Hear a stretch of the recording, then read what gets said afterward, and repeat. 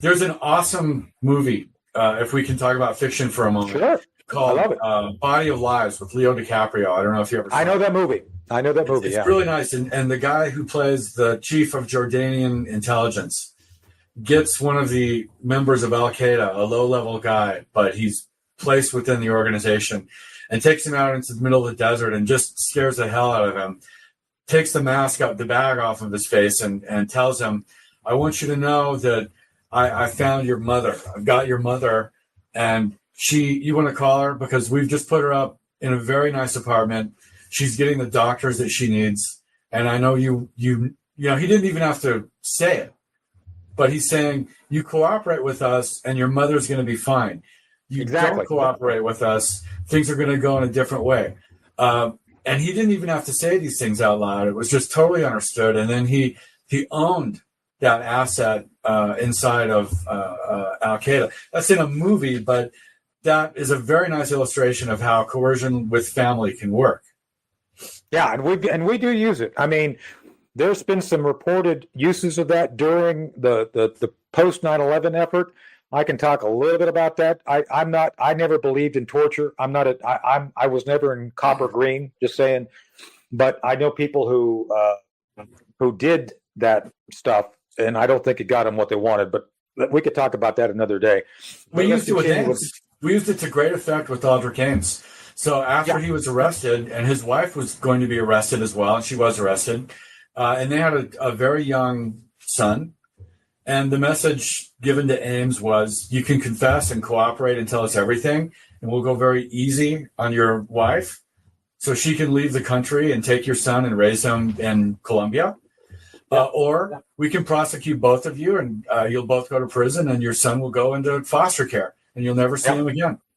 And that's coercion, and it works. Well, we did it in Dark Heart, so you probably haven't read it, but if you read the chapter on our interrogation of an enabler in Iran, he was the IRGC, and basically he was a U.S. citizen, and we basically used coercion on him, saying, "Look, you don't cooperate, we're going to send you to Gitmo," which is true. We were prepared to do it.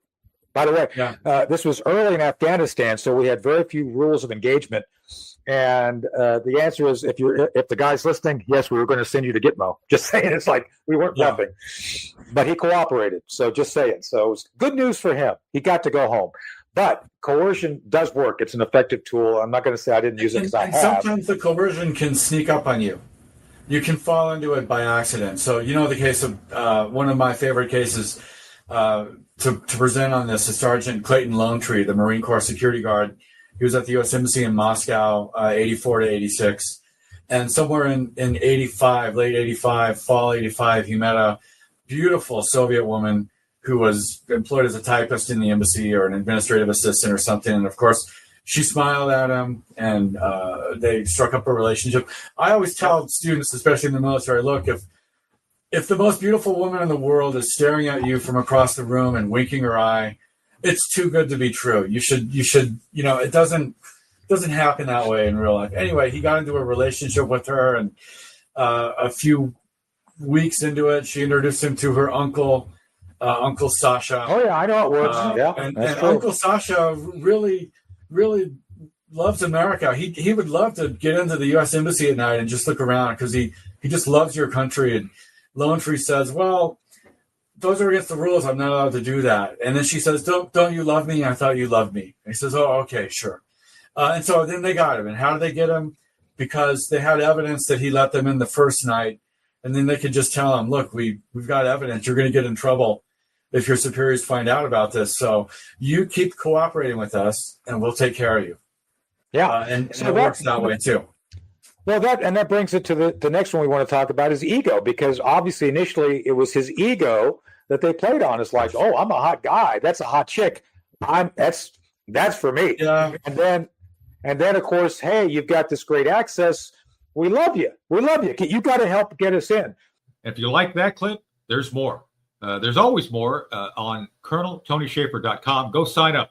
Get all of our exclusive content and deep dives and conversations. We'll be doing a lot more. We'll be having great guests. You'll want to be there for all of it. So again, ColonelTonyShaffer.com. Sign up today, and you will be an exclusive member in an exclusive circle.